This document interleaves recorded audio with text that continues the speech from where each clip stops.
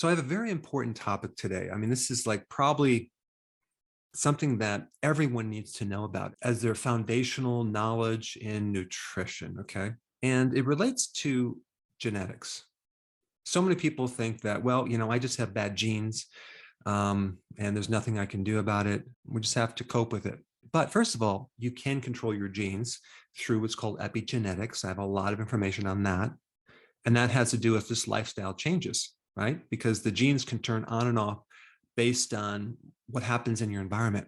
But what I want to talk about is the deeper cause of genetic malformations. Now, this talk is inspired by this amazing book that I got, which was actually very expensive, $250, Soil, Grass, and Cancer, okay? The link between human and animal health and the mineral balance in the soil. Fascinating. And I'm on chapter 16, and it's talking about the diet of the mother and malformation of the child. So I want to read a couple quotes right here. Almost all malformations observed in man have been reproduced in laboratory experiments with rats by altering the mother's diet during pregnancy. A diet deficient in folic acid produces virtually all known types of abnormalities in the hearts, arteries, and veins of baby rats. So a lot of these malformations can be reproduced if you create a deficiency in the diet. So I have a question. When do you think the most important time to eat healthy would be? If your answer was when you're pregnant, you are correct. Because the fetus, the growing baby that is developing, is completely dependent on the nutrients of the mother. And if there's just one thing missing, it can create a devastating chain reaction effect in their future existence. And I'm talking about behavior, talking about intelligence, I'm talking about structure, okay? Like if someone is born with flat feet, scoliosis, hunchback, whatever, or dental malformations, or some malformation in the shape of their face, it's all dependent on the nutrients. The nutrients, especially trace minerals, are essential for enzymes and proteins to work. And I'm not just talking about metabolism and building a body, but I'm also talking about the repair enzymes within your DNA. So your genes are basically blueprints, right? To allow certain cellular machinery to take that information and then build healthy tissue. You have actually two different sets of proofreading machines that actually go through the DNA at a very fast rate, and they're scanning your DNA, which are the blueprints, for errors, okay? And then there's at least 5 different repair proteins or enzymes that we know about, there could be more, that are in a constant repair action to repair any errors that occurred in this code. And all of these repair enzymes are dependent on micronutrients like folate, like zinc, cobalt that makes B12, copper, which is another trace mineral that makes vitamin C, iron, and if I didn't mention iodine, I'll mention it again, iodine. It's a huge connection between iodine and a child's intelligence. And then we have manganese. There's great information on the relationship between a manganese deficiency and a structural problem that could develop in a body. Then you also have calcium deficiency, which could come from a vitamin D deficiency. And then we have selenium, which helps make up vitamin E. And so all these nutrients are just so vital to be available when someone is pregnant, as well as when they're breastfeeding. And now, of course, if they're not breastfeeding, of course, they're probably put on formula, which I don't even want to get into that topic at this point. But unfortunately, the formulas are soy-based. And I mean, I actually talk about the worst ingredient to give a child, especially when they're developing, is soy, because of its estrogen effect. I mean, if you even think about another cause of genetic alteration, you have toxins, right? You have what's called endocrine disruptors, okay? Well, guess what is included in the definition of an endocrine disruptor? Any chemical or toxin that mimics estrogen, okay? And we know that certain things in our environment, like even soy, can increase estrogen. And you shouldn't be giving someone that early in life so much estrogen. But that's a whole different topic. Basically, in this video, I want to talk about just the relationship between micronutrients and your genes and the importance of getting these micronutrients in your diet, especially at an early age. Now, there's some other additional information I want to share with you. In fact, I'm going to read it off right now in this study entitled Micronutrients and Genomic Stability. And basically, this is about stabilizing your genes with micronutrients, a new paradigm for recommending dietary allowances, the RDAs. Diet as a key factor in determining genomic stability is more important than previously imagined, because we now know it impacts on all relevant pathways, namely exposure to dietary carcinogens, activation, detoxification of carcinogens, DNA repair, DNA synthesis. So in other words, we have not given these micronutrients enough emphasis on their importance in making sure that our genes are stable. So you have certain genetic defects that you might be born with, right? But you also have genetic mutations, and genetic mutations can occur this life. So a genetic mutation is a change in your code that can occur from either being exposed to a toxin this life or having some micronutrient deficiency this life. In fact, there's data, which I'm going to put all this research down below, that demonstrates nutritional deficiencies can mimic radiation damage to your DNA.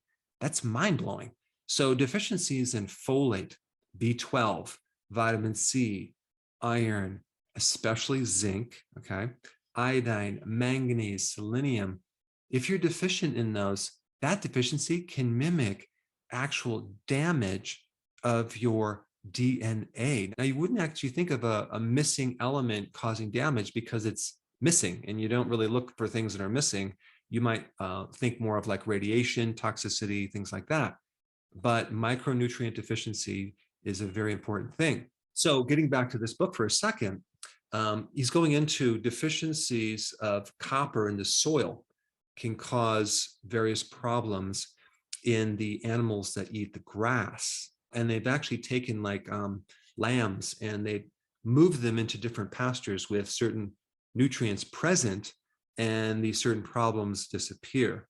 So this leads me to our actual food. You know, if your food is grown on soils that are missing certain nutrients, it can have devastating effects. The problem now is farmers use three minerals, NPK, okay, N, nitrogen, P, phosphorus, and K, potassium.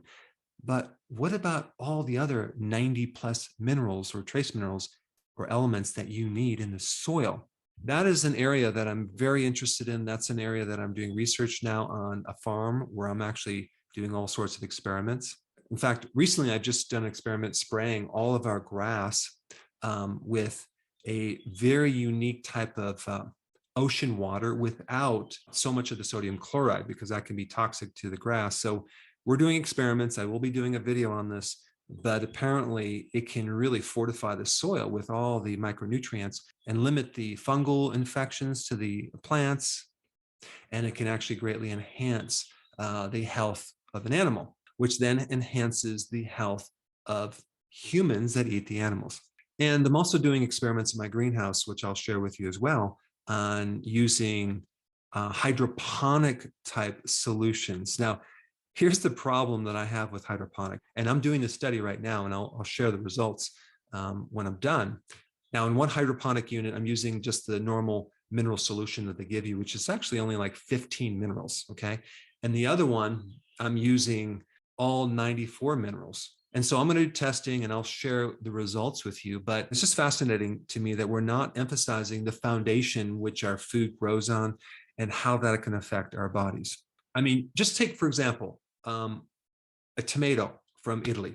If you've never tasted a tomato from Italy, you need to do it. It's incredible. And so, like, why do these tomatoes from Italy taste so darn good? Is it the seed?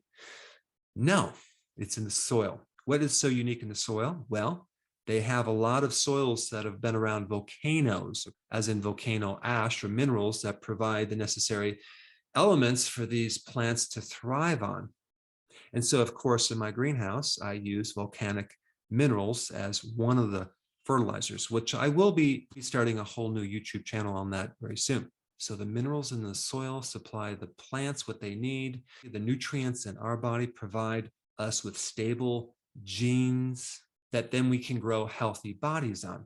So again, I want to emphasize the importance of making sure that someone who's pregnant gets the right nutrition, not some synthetic prenatal, but the actual diet, eating food very nutrient dense, as well as fortifying the woman who's breastfeeding as well. That's very, very important. And hopefully she will breastfeed because the formulas out there are just so deficient in nutrients. I mean, they actually talk about like folic acid being so important in preventing birth defects, but what about all the other micronutrients and also in the right form? Something missing in the diet can leave the child with permanent problems in their future health. And that leads me to the next question. What is the diet of a child nowadays? Well, unfortunately, it's ultra processed food. It's not just junk food. It's really bad junk food. In fact, 67% of their calories are ultra processed junk food. Now, does this have an effect on the child? Well, what do you think? In a major way. All right, next question. And please type this in the comments below because I want to read this. At what age did you start eating healthy? For me, it was 28 years old. Yeah, 28 years old. I'm actually 35 now, so it's been some years. And I'm being very sarcastic because I'm in my 50s now. But the point is that hopefully it's sooner than later. For some of you watching, you haven't started eating healthy yet. So I just want to encourage you to do that and also encourage any female who is pregnant to start eating healthy immediately and also get the right micronutrients. And I'm not biased of my micronutrients, but I will do a plug for my trace minerals because trace minerals are involved in so many different biochemical pathways. And it's such an easy thing to provide trace minerals in a blended form versus to try to take individual trace minerals one by one, not being sure if you're getting the right balance. And I think out of all the vitamins and minerals, trace minerals are kind of like the most ignored because I think people don't understand what they do.